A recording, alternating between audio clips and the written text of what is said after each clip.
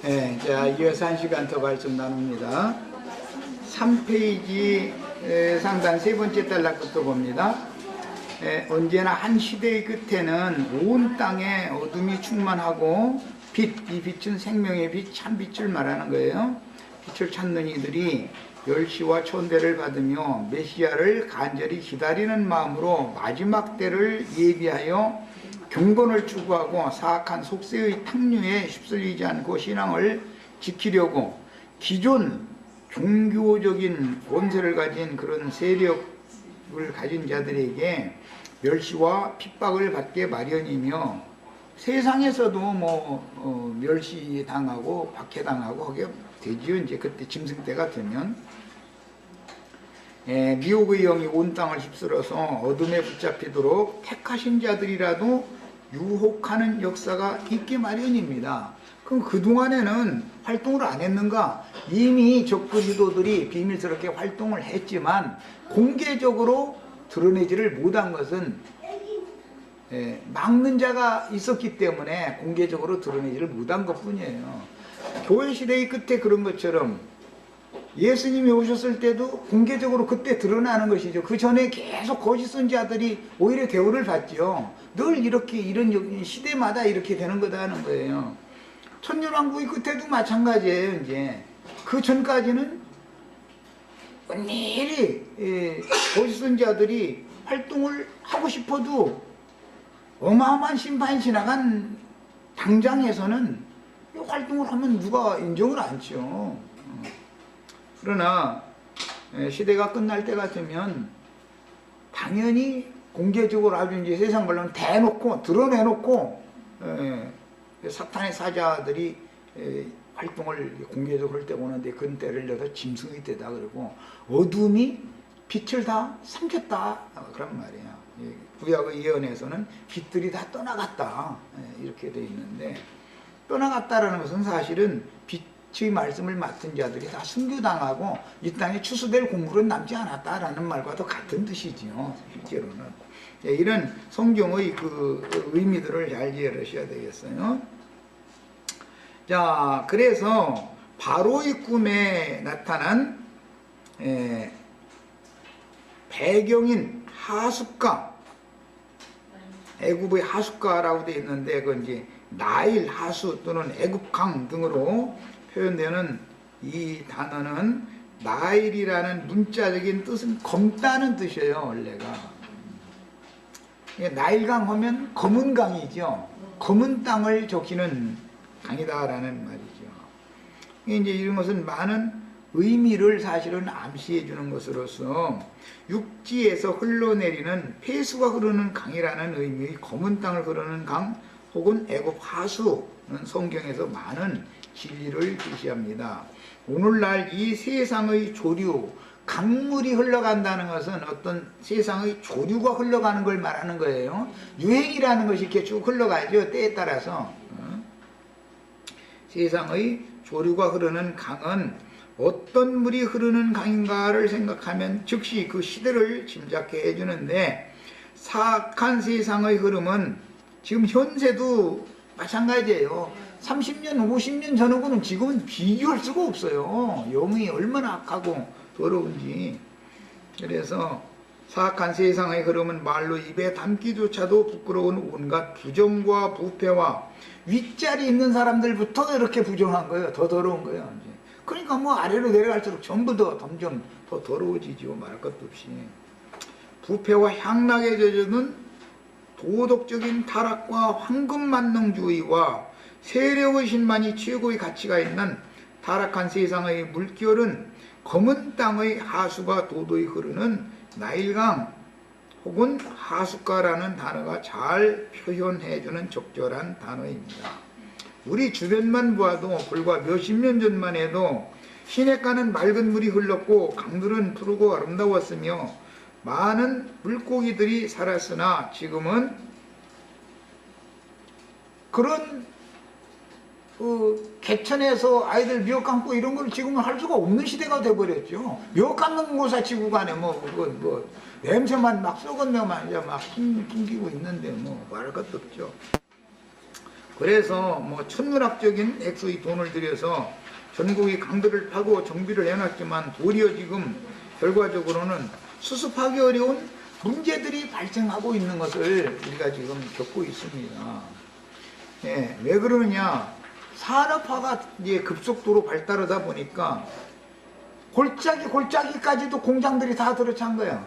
또 시골 농촌의 골짜기까지 짐승을 대량 사육하는 이거 이제 목장들이 들어서다 보니까 거기서 정화조를 만들어 가지고 이게 정화수를 흘러내보내야 되는데 그러면 돈이 많이 들으니까 이 사람들이 얌체족들이 해가지고 공장에서는 배수 그냥 밤에 몰래 내보내버리고 목장들은 아주 대놓고 그냥 돼지똥 소똥 막 그냥 막 범벅이 된 거 흘러내버려버리고 나몰라라 이런 식이고, 예, 아무리 법에서 제한을 하려도 안 되는 거예요. 그리고 경치준 골짜기 저기 호숫가나 산속에 들어가면은 맨 호텔이니 모텔이니 뭐 그런 일학시설과 식당들이 즐비해가지고 거기서 그냥 폐수를 막 내보내버리는 거예요. 그러니까 이것은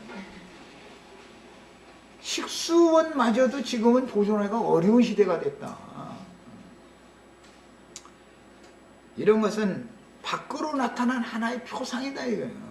영적으로 종교 지도자에서 위에 있는 목자들부터 시작해서 뭐 권사님들, 집사님들, 뭐 소위 말하는 평신도에 이르기까지 정신세가 어디가 완전히 부패하고 타락했다는 걸 보여주는 나타나는 현상이다 이거예요. 교회가 썼기 때문에 세상이 이렇게 나타나는 것이지 세상 나라가 뭐가 잘못된 것이 아니에요. 영의 세계가 다 정신세계가 썩었기 때문에 세상이 표상으로 그렇게 나타나는 것이지요. 자, 그래서 자연 환경은 회복할 수 없도록 피폐되고 사람들의 정서는 메마르다 못해 황폐되어 음란과 폐륜이 만연하여 자식이 자기의 부모에게 행패를 부리고 부모가 경찰서에 자기 자식을 가서 고발해가지고 처벌해달라고 호소하는 이런 지경에까지 왔다. 그러면 이건 갈 때까지 다 간 거죠. 이것을 어떻게 할 거냐 이 말이야. 이것은 세상 나라의 무슨 군사의 힘으로나 경찰의 힘으로 이게 해결되는 문제가 아닌 것이다. 이게 하나님이 빛의 영을 빛을 걷어가시고 어둠만 충만하게 어둠의 세력들이 역사하도록 그 악의 영들이 온 세상을 뒤덮어버리도록 지금 종교를 하시느라고 그러는 것이다. 이게 한 시대를 종교를 하시느라고. 이런 이치를 우리는 깨닫고 경각심을 가져야 돼요. 그래서 어떻게든지 해서 이런 때 자녀들에게 복음을 전해서 이기는 자가 못 될 값이라도 일단은 그 영혼이 구원을 받아야 될 거 아니야. 그래서 다음 시대에는 양무리의 장막에 들어가는 그런 복이라도 받을 수 있도록 우리는 사명감을 가지고 전도를 하셔야 되겠어요. 자, 이처럼 한 치 앞도 볼 수 없이 흑암이 온 땅을 뒤덮고 있다는 것을 증명해 주는데 정치, 경제, 사회, 문화, 군사, 교육, 법조, 심지어 종교계에 이르기까지 하나님의 진리에 따른 정의와 공법은 어디에서도 찾아보기 어렵고 오직 정치적인 배경과 재력의 배경과 종교적인 권위 등을 등에 업은 세력의 신만이 최고한 가치를 발휘하는 사탄의 세상이 지금 완전히 올 예정이 아니고 이미 우리를 완전히 엄습하고 있는 중이다 이런 말이에요. 이런 경각심을 다 깨달으셔야 돼요. 영적 세계를 보실 수 있는 눈이 열리셔야 돼요. 그러다 보니까는 뭐 인간 문화가 편리한 이익을 발명을 해서 그걸 잘 활용하면 좋은데 마귀는 꼭 그런 걸 통해서 사람들의 정신세계를 황폐화시킨다 이거예요. 무슨 컴퓨터니 뭐 핸드폰이니 이런 게 전부 지금 사실은 얼마나 좋은 문명의 이익이에요. 그런데 좋게 쓰지를 못하게 만들어버려. 마귀가 언제나 앞에서 악한 짓을 해놓는다 이거예요. 그래서 나는 이제 자꾸 그 얘기하지만 자꾸 최첨단 디지털 시대로 자꾸 가는 것에만 몰두하면 안 된다 이거예요. 툭 하면 핸드폰에 의지하려고 하지 말란 말이야. 성경을 읽는 것도 핸드폰으로 읽으시면 안 돼요. 우리 형제자매님들. 자꾸 그렇게 하라고 세상을 가르치는데 핸드폰을 읽으면 안 돼요. 영혼 속에다 입력을 해야 된단 말이야. 내 자신이 것이 되어 있어야지. 나한테 내가 은행 금고가 돼 있어. 내 자신이 되어 있어야지. 핸드폰에다가 다 저장해 놓은 것을 뚜껑은 핸드폰을 의지하려고 그런단 말이야. 그럼 되냔 말이야. 아날로그 시대를 벗어나려고 하시지 마세요. 자꾸 디지털 시대로 가려고 하시지 마세요. 여기에 기억을 해둬야 되는 거예요. 내 자신에게. 전화번호 하나도 이제는 암기를 못하는 시대가 왔어요. 그게 좋은 증상인 것 같으죠. 그렇게 하다가 컴퓨터를 의지하다가 핸드폰이 뭔가 때문에 고장이 나면 나는 멍충이 돼가지고 아무것도 못할 거 아니야. 어떻게 하려고 그래? 핸드폰을 너무 의지 마세요. 그러면 내가 몰라서 이러는 게 아니에요. 난 컴퓨터를 이미 할 줄 알기 때문에 핸드폰 가지고 나도 다 조작할 수 있어요. 그래도 내가 일부러 그거 안 넣은 거예요. 시간 뺏길 필요 없다고요. 되도록이면 나는 인쇄를 해서 인쇄된 글을 읽어, 책을 읽어요. 나는 의도적으로 성경책을 읽어요. 핸드폰을 자꾸 의지하는 습관을 기르지 않으려고 그러는 거예요. 왜 핸드폰을 의지하다 보면은 거기에는 짤데리 없는 게 사람 시간 뺏어가는 것이 아주. 텔레비전 처음 나오니까 사람들 멍청하게 이거 들여다보겠더니 이제는 그거 안 보면은 사람이 재미가 없어. 명절 때도 가족이 모이면 그걸 볼 일이 아니잖아요. 그동안에 자식들 이게 모이고 뭐 가족들 모였으면 아버님 어머님 그동안에 어떻게 지내셨느냐고 제가 살기 바쁘다 보니까 못 찾아뵀는데 봉투라 설정 하나 내놔가면서 말이야. 아버님 앞으로라는데도 내가 아버님 어머님 그렇게 모시지 않겠다고 이렇게 하고 아니라고 너들 살기도 바쁜데 어떻게 내가 너들 짐이 되겠느냐고 이런 다정다감한 이런 얘기가 오고 하고 그래야 이게 명절에 모인 것인데 앉아서 이거 화투하기 아니면 텔레비전 켜놓고 그거 다 들여다보고 그건 뭐라고 뭐요? 뭐가? 응? 그렇게 텔레비전이 사람들 멍청하게 만들어놓고 정신세계를 다 뺏어가 버리더니 이제는 아예 이게 핸드폰은 아주 개인 소지품이 되다 보니까 아무도 안 보는 데서는 거지 말람짓만 올라가면서 그 접속을 해 이제. 이런 시대가 왔다 이거예요. 이것을 나라가 군인을 동원해서 해결을 할 거예요. 경찰을 동원해서 해결을 할 거예요. 이게 되는 문제냐 이거예요. 정신세계를 이렇게 황폐하게 만드는 것이 사탄의 역사인 걸 믿어야 된다 이 말이에요. 이걸 깨달으셔야 돼. 핸드폰을 의지하려고 하시지 마세요. 형제자매님들. 컴퓨터 너무 의지하지 마세요. 알아보면 그냥 무조건 컴퓨터 인터넷 가서 그냥 해보려고 그래. 서적도 뒤져보고 아날로그 방식으로 하세요. 성경책도 여러 번역본들 다 대두해가면서 읽고 이렇게 해야 되는데 컴퓨터에만 들어가면 다 나와버리니까 그런데 이 머릿속에는 이제 아무것도 안 남는 거예요. 핸드폰에 의지해버리니까 이렇게 하면은 멍청이 된다 이거예요. 몸도 운동을 안 하면 노쇠해지고 죽는 거예요. 자꾸 늙어지는 거예요. 낡아져가는 거예요. 머리라는 것도 혼이라는 것도 사용을 안 하면 멍충이 돼가는 거예요. 그게 죽이는 거 아니야. 이게 다 뇌세포가 죽으면 어떻게 되겠어요? 자식들 옛날에는 그래도 그냥 똥오 좀 받아내가면서 부모님 쓰러지면은 그거 돌봐드리고 그랬지만 지금은 그렇게 생기면은 이틀 만에 요즘에는 그런데도 돈만 내면 아주 전화 가지고 딱 갖다 뜸에다 놓고 나서는 저희끼리 서류 다 준비해가지고 도저히 못 일어나겠다고 판단이 딱 되면은 확지로 손 내밀으려 가지고 서류에다 지장 다 찍어다가서 벌써 다시 앞으로 돌려놔 버린대잖아. 이게 도대체 사람 사는 세상이냐 이 말이요. 이런 세상이 계속 가서 어쩌다는 거겠어요. 이런 세상을 하나님이 심판하시지 않겠어요?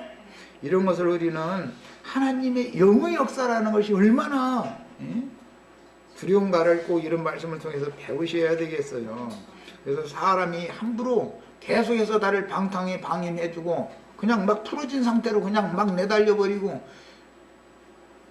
그러려면 태어나지를 말든지 이미 사람으로 태어났고 짐승처럼 산 인간이 아니라는 것을 알면은 그렇게 나 자신의 영혼을 함부로 막 그냥 마귀한테 내맡겨도 되겠냔 말이야. 쓸데없는데 시간 보내시지 마세요. 이제 앞으로는 절대로 앞으로는 쓸데없는데 시간 보내지 마세요. 말씀 읽을 때는 꼭 책으로 읽으세요. 책으로. 그래서 교회가 이미 인터넷상에 책 다 올려놔주고도 내가 책을 일부러 문서화해서 책을 찍는 것이 다 나도 이유가 있어요.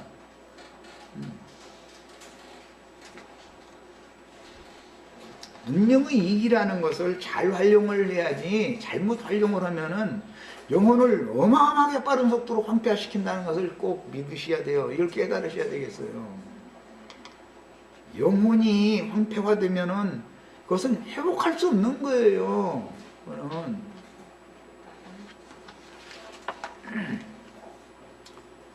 그 다음에 뭐 이제 좀 심각한 얘기까지 해서 또 침울해 주시지 말고 내 말 들으면은 다 유익해요. 내가 핸드폰 이거 내가 조금만 가지고 놀면 나도 몇 시간이면 나도 다 알 수 있어요. 그런데 일부러 내가 우리 자매한테 전화 오는 거나 받고 전화할 일 있으면 그거나 하고 나머지는 사용하지 말아라 말이에요. 쓸데없는 거 말이에요. 하지 말아라. 그렇게 하는 것은 나도 다 이유가 있어요. 푸테 책을 읽게 놓고서 이게 책으로 다 하려고 그러고 하는 것은 다 이유가 나도 있는 거야. 나도 바보가 아니야. 이거 괜히 놀렸다가는 우리 아이들 고생시키니까 나 그렇게 하고 싶지 않은 거예요. 나 사는 동안 건강하게 맑은 정신으로 살다가 가야지. 그래서 되겠어요? 자, 이제 그 문제는 그만 다루고 때와 시기의 문제는 예나 오늘이나 성경을 읽어본 사람이면 다 관심을 가질 수밖에 없는 중요한 문제다. 성경이라는 건 하나님은 때와 시기를 정해두시고 일을 하시는 분이기 때문에 그런 것에 대해서 핸드폰에 나와 있지 않아요. 컴퓨터는 그런 거예요. 없어요. 그러니까 부지런히 성경을 읽으시고, 성경도 축구를 할 때는 반드시 여러 번역본을 찾아 읽으시면 원어 단어가 떴고 이거 다 나와 있어. 이러고 번역하신 분들이 무슨 히브리어 헬라어 단어 몰라서 그렇게 번역하는 게 아니야. 너무 의지하지 마세요. 그 다음에 때와 시기라는 것이 얼마나 중요한가는 베드로 사도가 나중에 옛적의 선지자들도 어느 때를 지시하는 말씀인지에 대해서 선지자들의 그 예언들이 상고했다는 거예요. 그런데 옛적의 선지자들에게 가르침을 받는 자들이나 옛적 선지자들에게는 그것을 다 밝혀주시지 않았다는 거예요. 신약에 와서 교회로 말미암아 계시를 통해서 밝혀주신다는 거예요. 이 교회라는 건 이렇게 중요한 거예요. 그리고 종말에 관한 이론들은 전에도 있었고 지금도 있고 매 세대마다 있어요. 종말론이라는 것은. 그런데 항상 그 당시의 사회가 불안하고 민심이 흉흉할 때는 반드시 종말에 관한 여러 가지 이론들과 그 이론들을 신봉하는 이상한 사람들이 집단을 이루어 해결한 짓들을 저지름으로 속세 사람들에게 지탄의 대상이 되었으며 성경을 불신하게 만드는 역할을 해왔다. 때와 시기가 없는 것은 아니죠. 성경에 분명히 주님께서도 누가복음 17장 이런 데 보면 날이 이르리니 때가 이르리니 라고 분명히 말씀하셔요. 없는 게 아니에요. 있지만 되지도 않는 무슨 몇 년도 몇월 며칠 날 어쩌고 했었는다든지 뭐 자기가 지금 내가 그로를 한다든지 이러면 벌써 그 사람들은 적그시 도용을 받은 사람들이단 말이야. 그런 거 하나도 구분을 못 해가지고서는 어떻게 하겠냔 말이야. 그리고 그런 사람들이 집단에 간다 해가서 저희끼리만 뭐 왕국을 이루고 뭐 이게 얼마나 우스꽝스러운 소리겠어요. 하나님은 하늘도 땅도 지하세계도 다 지배하는 예수님인 것인데 어떤 한 인간을 통해서 예수님이 뭔 일을 한단 말이에요. 그게 말이나 되는 소리예요. 자, 그 다음에 각자가 하나님께로부터 지혜와 총명의 신을 받아서 스스로 깨닫고 가장 온전한 정신과 맑은 생각을 따라서 바른 사고를 가진 온전한 사람들이 되어야겠습니다. 그러려면 양심이 청결해지는 것이 우선이다 이거예요. 죽은 양심이 살아나는 게 제일 급한 거예요. 그리고 양심이 강화되어져서 마음의 생각을 양심이 지시하는 대로 생각을 바꿔놓게 하는 거, 이것이 제일 중요한 문제다. 근데 아이고 뭐 양심 지키다가는 나만 손해봐 이러면은 손해보지요. 세상에서는 청결한 양심대로 살면 손해보게 돼 있어요. 그래도 그런 걸 두려워해서는 안 된단 말이에요. 신앙 양심을 버려서야 뭐가 돼 인간이. 돼지도 아닌데, 개돼지도 아닌데. 그래서 혼미하고 부정한 자들에게는 어느 때 어느 시기든지 심판이 항상 준비되어 있고, 그 다음에 영철하고 경건한 자들에게는 어느 때 어느 시기에도 하나님의 상급은 항상 준비되어 있어요. 그런 거예요. 그러니까 뭐 몇 년도 며칠 날 되면은 뭐 내가 뭐가 되고 이런 생각, 이거는 그 말도 안 되는 소리예요. 그런 게 어디가 있어. 오늘이 중요하지. 오늘 내가 개체반인데 몇 년도 며칠 날 되면 뭐가 될 건데, 그놈을 누가 믿어 그걸. 오늘 살다 오늘 저녁에 내 영혼 취해가면 내가 어떤 상태로 주님 앞에 설 건데. 인간 나라의 도덕교육을 난 가르치는 사람이 아니에요. 신앙 양심과 건전한 정신이라는 것이 얼마나 중요한지를 알아야 된단 말이에요. 세상의 어떤 것에 휩쓸리시지 말란 말이에요, 절대로. 마태복음 23장 3절에 이게 이제 23장 끝부분에서 그날 예루살렘 성전에 있는 자들을 저주하신 다음에 예루살렘 성전에서 나온 거예요. 그게 뭐죠? 큰 성 바벨론에서 나온 거죠. 심판의 성에서 나오면서 돌 위에 돌이 하나도 겹쳐서 쌓이지 않고 다 무너뜨려진다 하고 예언을 하시니까 제자들이 궁금해가지고 감람산 위에 성전에서 나와가지고 감람산에 가서 예수님이 앉으시니까 그 감람산에 제자들이 예수님 따라서 온 거예요. 이 감람산에서 승천도 하시고 그 산으로 다시 오신다겠죠. 이 감람산이라는 게 우리가 지금 그럼 또 너희만 감람산에 올라가냐 또 이러면 또 헐까면서니까 계시가 필요하다 이거요. 기름 짜는 산, 기름산이 어디겠어. 우리는 꼼피 이름도 금기름 파는 집으로 오신 것도 다 생각이 있어서 해놓은 거예요.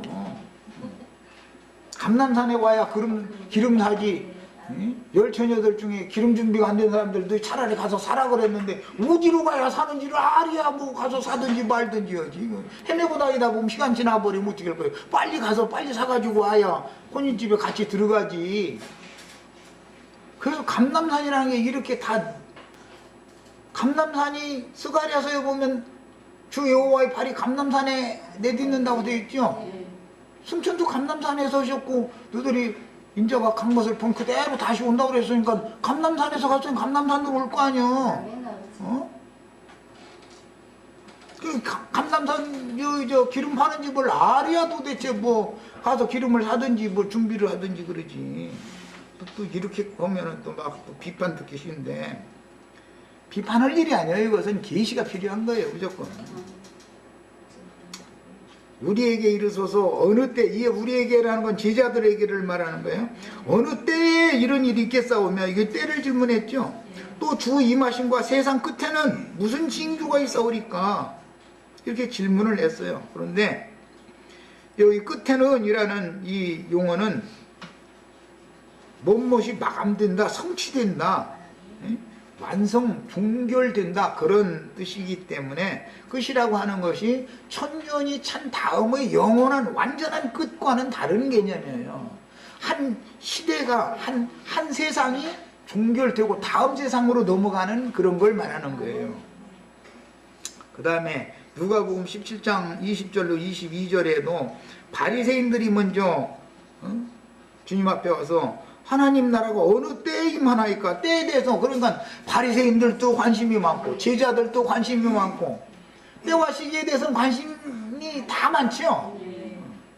그런데 기독교계는 하도 속여 썼다 보니까 양치는 자 이제 거기 아주 이제 익숙해져 가지고 때와 시기에 대해서 말하면 이단이요 이래버려. 들어보려고도 않고 무조건 이단이 돼버렸던데 이러고 앉았다 이거예요.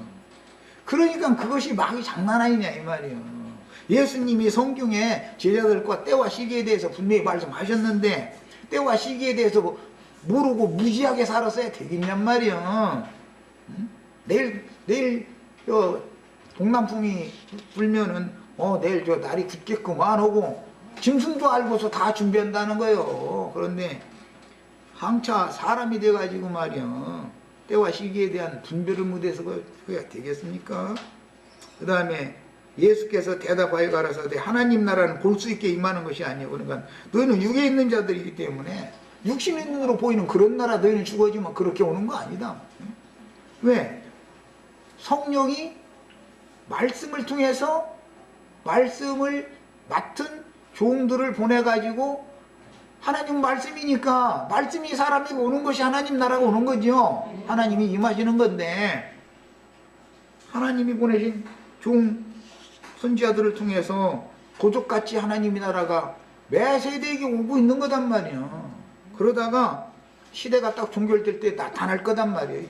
개인적으로도 주와 함께 영광 중에 나타날 것이고 그래서 볼 수 있게 임하는 것이 아니요 또 여기 있다 저기 있다 이건 어떤 장소 문제도 아니죠. 그러니까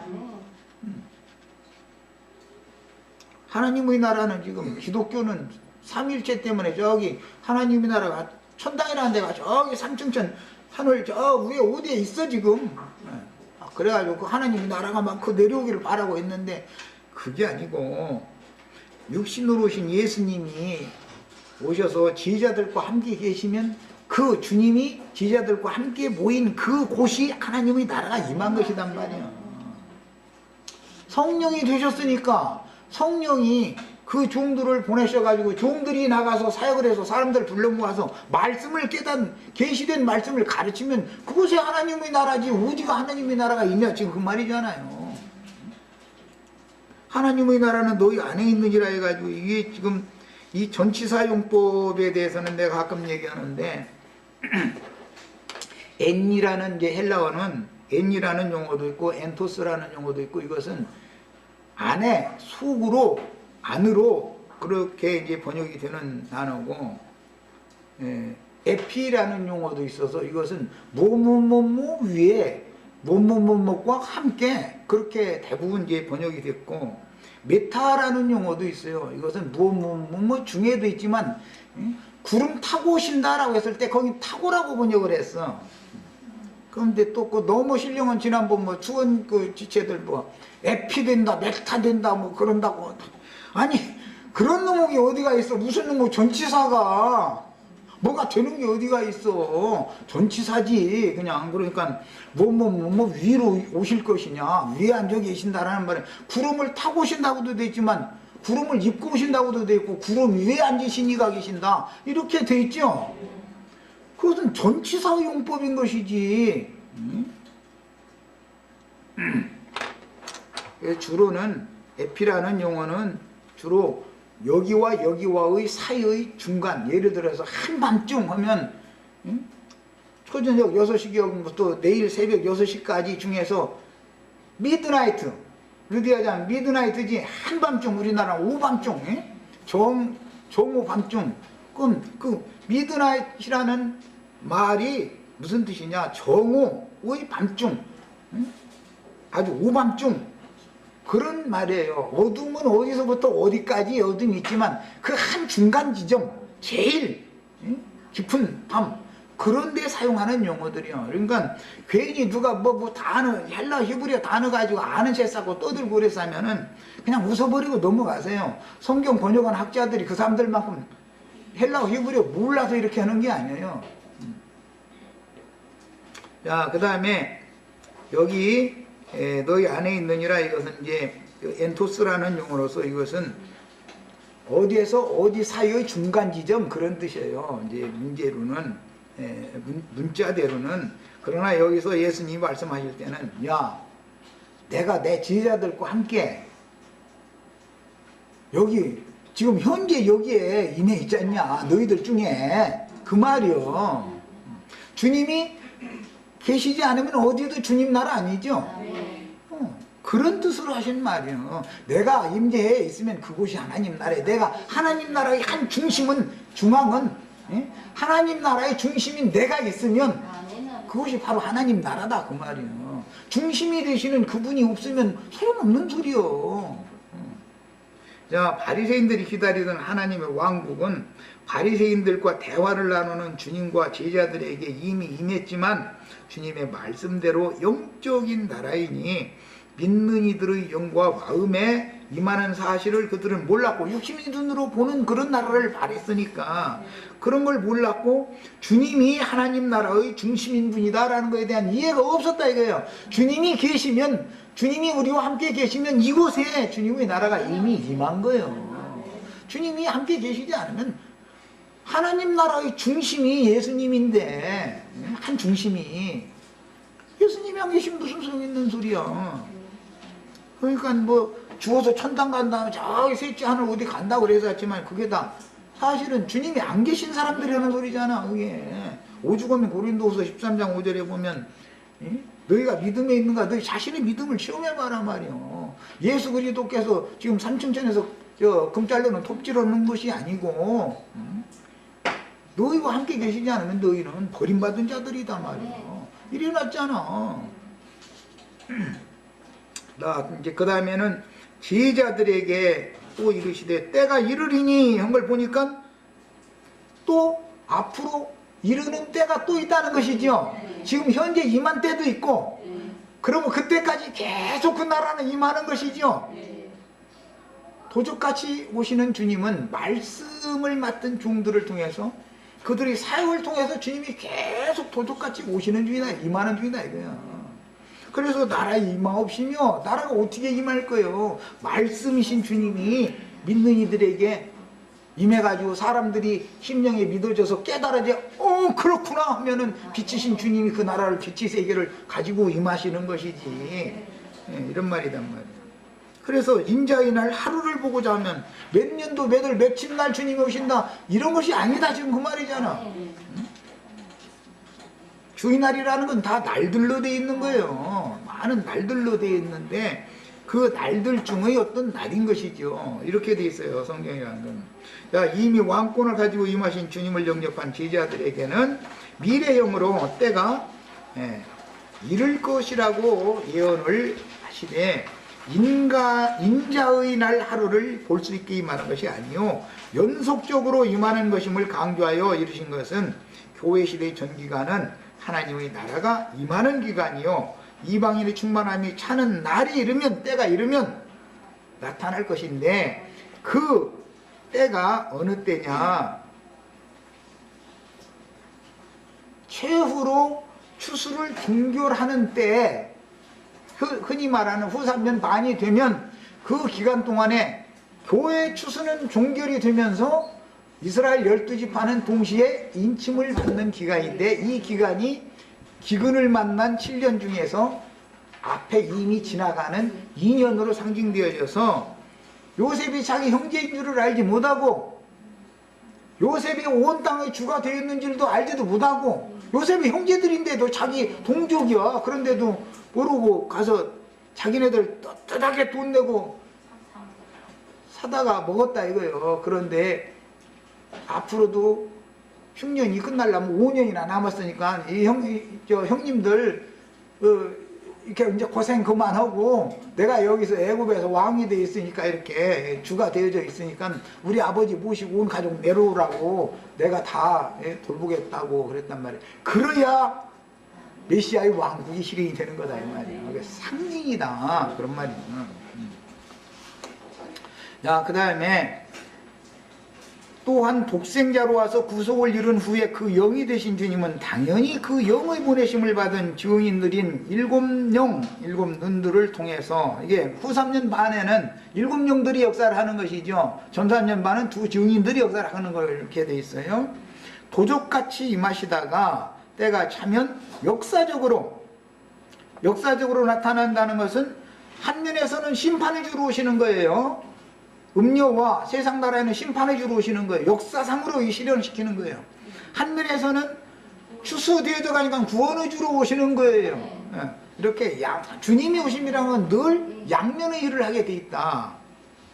자, 그래서 나타내시는 것이지 어떤 탁월한 한 사람의 종교 지도자를 통해서 주님이 나타낼 수는 없는 거다. 이미 독생자로 오셔서 나타나셨던 것은 이미 2000년 전에 그 일을 다 하셨는데 왜 한 똑똑하고 잘난 탁월한 어떤 설교자라는 한 사람을 통해서 주님이 그 한 사람을 통해서 또 오시겠냐 이 말이야.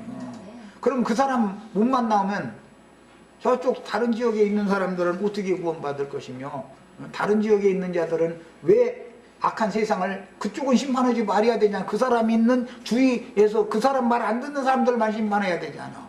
그게 말이라고 하는 소리냐 이 말이요.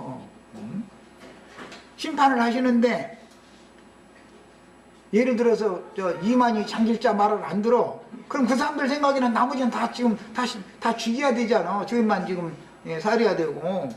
그러면 이만희 장길자 믿는 사람이 우리 옆에서 살아. 그 핵폭탄이 터지면 우리 집 옆에만 지장을 받고 아니지. 우리 집 옆에는 지장 안 받고 우리 집만 지장 받아. 그게 말이 되는 소리냐 이거요. 그 동네는 몽땅 다 지장을 받게 마련이지. 말도 같지 않은 생각을 왜 그런 것을 믿냐 이 말이야. 어떤 사람이 와서 사람이 종을 삼으려고 하는 이런 사상은 특히 수원교회에서 온 지체들은 정신체리란 말이야. 쓰잘데없는 그런 말도 같지 않은 소리는 소리다 그냥 켜놓대가지고 말이야. 많은 무리가 안 모여서 그렇지 내가 보기에는 이만희보다 사상이 더 독해. 내가 보기에는 아주 저 혼자만 아주 뭐가 되고 이런 그 얼마나 어리석은 생각이냔 말이야. 그런 거 하나도 분별을 못 해가지고 있어요. 뭐가 돼요. 우리 지체들은 분별력이 필요해요. 그 다음에 절대로 재림하시는 주님은 이미 주님은 육체로는 죽임당하시고 영으로 살림을 받으셔가지고 그 성령의 인침을 받은 제자들을 매 세대 보내기 때문에 독생자로 재림하시는 일은 절대로 없는 것을 아셔야 된단 말이야. 말씀을 맡은 종들을 이곳저곳에 필요대로 파송시켜가지고 하나님이 세워서 그들을 통해서 하나님의 말씀을 증거하게 하심으로 도적같이 지금 계속 임하시는 거 아니에요 주님이. 지난주보다 오늘 이만큼 더 오신 거예요.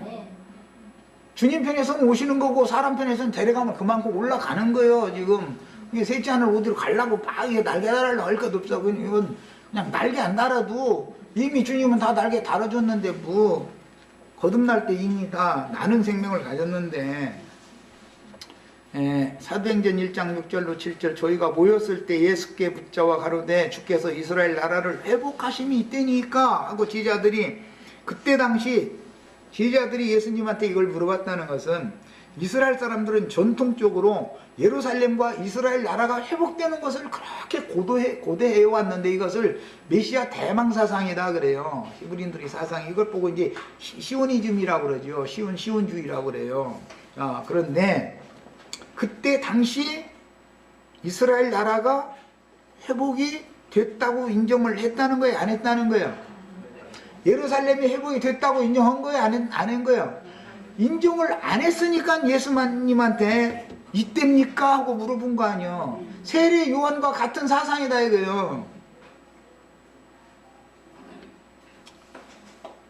오리라 한 메시아가 분명히 그분이라고 계시를 받았으면 자기가 아무리 감옥에 갇혀있고 죽을 상황이 왔을지라도 그분이 메시아라고 끝까지 그걸 담대하게 전파를 해야 되는데 감옥에서 가만히 보니까 가만히 있어. 메시아를 소개하는 앞서서 보냄받은 종이면은 말이요 나를 그분이 와서 감옥에서 꺼내줘야 되는데 왜 이러고 나를 그냥 안 꺼내주고 이러고 놔두는 거야 도대체. 그럼 내가 다른 분을 기다려야 되는지 이분이 메시아인지 혼동이 와버린 거예요. 주님의 제자들도 똑같은 질문을 지금 하는 거 아니냔 말이야. 확신이 없는 거예요. 이미 예수님은 내가 하나님 나라의 중심이 나다. 내가 있는 곳에는 하나님 나라에 이미 임했다. 나는 지금 영으로 너에게 새 생명을 부어준 적이 엊그제 40일 전에 부어줬고 지금 앞으로 열흘 후에 다니까 다시 또 단체적으로 또 이제 올 건데 이미 다 예언 다 해놓고 해놨는데 너희와 내가 함께 있으면 이스라엘 나라가 너희는 이미 회복이 됐고 지금 나와 함께 하지 않는 나를 배척한 이스라엘 백성들에게는 하나님의 나라가 지금 회복될 기미가 도대체 보이지 않기 때문에 헐소시 내가 이제 곧 버려야 되겠다 그 말을 지금 하셨으면 알아들어야지 뭘 이때니까 했었고 막 했으니까는 가라사대 때와 기한 얘기를 하신 거예요. 또 이제 이 말씀 인용해야지. 아버지만 하시고 아들도 모른다겠는데 왜 때와 기한 얘기를 하냐고 또 잃어버려. 그 말은 맞죠. 말은 아버지만 하신다라는 말은 말씀만 한다. 말씀에는 다 있다 사실은 그 말이지. 아버지만 하신다는 말, 아버지라는 말은 예수님의 아버지는 말씀을 말하는 거 아니야. 말씀 속에는 다 있지. 말씀의 비밀이, 말씀의 모든 우주의 비밀이 안 들어있는 게 어디가 있어. 인간들이 이것을 깨달아야 회복이 되는 것이고 때와 기한이 차는 것이지. 그렇지 않겠어요? 네. 창세기 41장 말에 첫 절 한 절 하는데 왜 이렇게 오래 썼느냐고 또 이러시지 말고 아버지만 아신다는 말은 예수님이 그걸 가르쳐주면 제자들이 이방인일 때 전기간 동안 전도하러 나가요 안 나가요? 팔 이렇게 묶어놓고 놔두고 편안히 살다가 그 뭐 우리 때 안 오시니까 뭐 이게 먼 후회로 오신다며 2000년 지나야 오신다며 뭐 그러니까 우리는 나갈 필요도 없네 뭐 잃어버리면 주님이 나라가 그 충만한 수가 채워질 때까지 계속 임해야 되는 것인데 하나님의 생각과 이들의 생각이 이만큼 제자들의 생각이 달랐다는 거잖아 지금. 그러니까 이 말씀 다음에 뭐라고 말해. 너희는 성령이 임하시면 아버지와 아들과 성령 이름으로 땅끝까지 나가서 사람들 제자로 삼아서 세례주고 전도해라. 그러니까 때와 기한이 찰라면 전도하면 되는 것이지 전도. 그런데 그때 당시 야 지금은 아니고 2000년 후에 내가 다시 올 거야 이래버리면은 사도들이 왜 전도를 하느라고 목숨을 바치냐고. 그게 예수님은 우리 형제 이 제자들보다 더 약어. 예수님이 지혜를 말씀 속에는 다 있으니까 말씀이 응하는 때가 있어. 그러니까 걱정 말고 너희 할 일이나 해 그 말이잖아 지금. 자, 진리와 생명의 성령을 받은 증인들에 의하여 땅끝까지 복음이 전파되고 나면 이스라엘 왕국을 회복하실 것이며 그러니까 그동안 이방인 때 전 기간 동안은 이스라엘 나라가 오히려 끊어져 나가죠. 그리고 참 이스라엘 나라 교회가 세워지는 거예요. 자, 그래서 충분한 기한이 필요하고 이 기한은 구속을 이룬 주님이 그 영으로 새 일을 행하시는 이방인의 때요 살진 암소를 흉악한 암소가 잡아먹는 때다 그런 말이에요. 그 수가 채워져야 된다 말이에요. 제단 아래에서 우리 피를 신원하여 주시지 아니하시기를 어느 때까지 하려 하나이까 너희 동무종들도 너희처럼 죽임을 당해서 그 수가 차기까지 잠시 기다려라. 수가 채워져야 되는 것이다 이 말이야. 때와 기한이 찬다는 뜻은 이방이 충만히 차야 된다는 뜻이고 그때는 이방 교회 주수가 종결되는 그때는 이스라엘 12지파가 당연히 2년 동안에 하는 일이 뭐예요? 6년 7년의 2년 동안은 요셉이 그 형제들에게 자신의 정체를 자꾸 계시를 해주는 것이죠. 그 최종적으로는 얼굴을 맞대고 딱 보고 그때 큰 잔치 베풀고 나서 왕의 상에 앉아서 이스라엘 12지파가 같이 둘러앉아 밥 먹는데 요셉을 수용두는 애굽 종이 르우벤부터 시작해서 르우벤, 시므온, 뭐 레위, 유다 이렇게 순서대로 앉히니까 참 이상하네 이거 애굽 사람이 누가 형이고 누가 어떻게 차선이 장유 차선을 어떻게 알아서 이게 순서대로 세우는 거야? 왜 떼는 거요? 이스라엘 12지파는 반드시 이 장유의 차서라는 걸 엄격하게 지키는 사람들이에요. 우리 쌤족도 다 그러죠. 형제가 5 있으면은 장형한테 만약에 이제 막둥이가 덤비는 것은 봐줘. 장애하고 나이차가 워낙 많이 나니까 한 15년 막 이렇게 나버린 모형제 있으면 이 만약에 장 누나한테 저기 막둥이가 말이야 산에 놈이라 해가지고 누나한테 눈 부리고 덤볐다가는 그건 국물뚝사죠.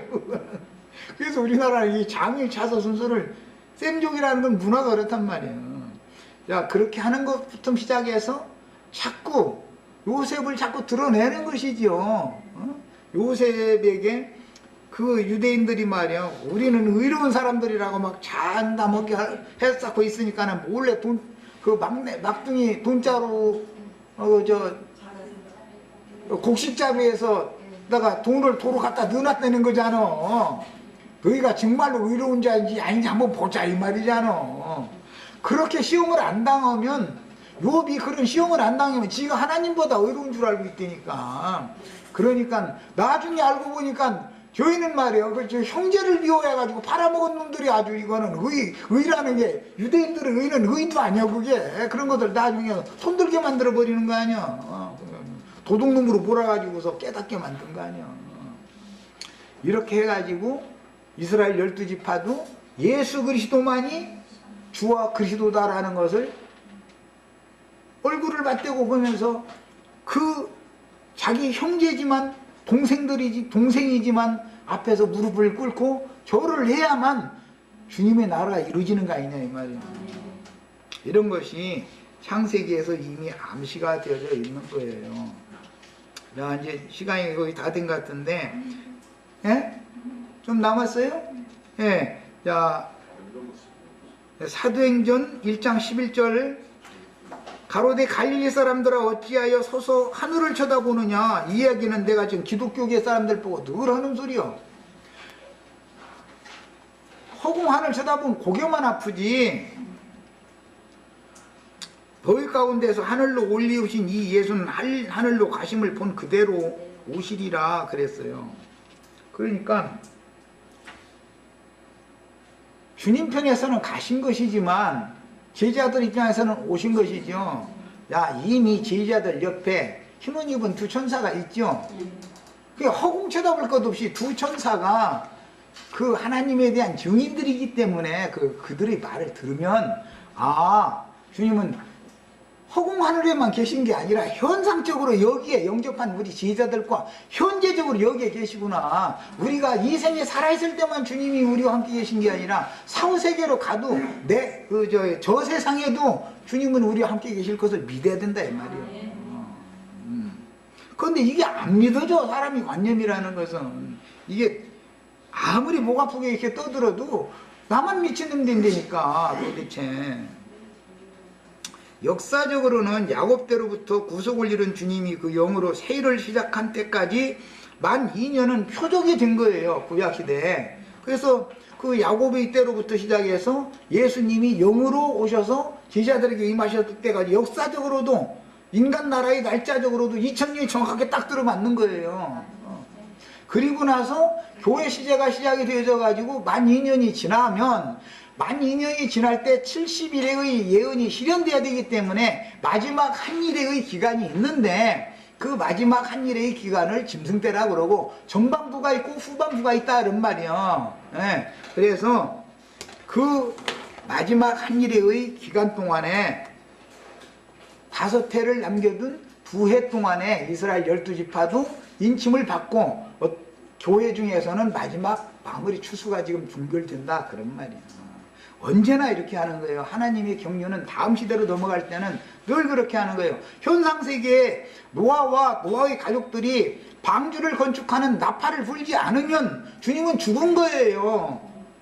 그때 당시 셋의 후손들이 허공 하늘만 쳐다보고 있었을 거 아니야. 그럼 하늘 비 안 오게 생겼는데 보니까 해가 동동 떴는데 그런데 하나님이 비를 보내시면 오지 왜 안 오겠어. 사람의 생각으로 하나님의 말씀을 함부로 그렇게 판정하고 저희가 그냥 뭐 결정하고 이런 것이 인간들의 교만이다 이거예요. 말씀은 그대로 반드시 이루어지는 사실을 꼭 믿으시기를 바라요. 이게 믿어지셔야 되겠어요. 여기까지 해서 마치겠습니다.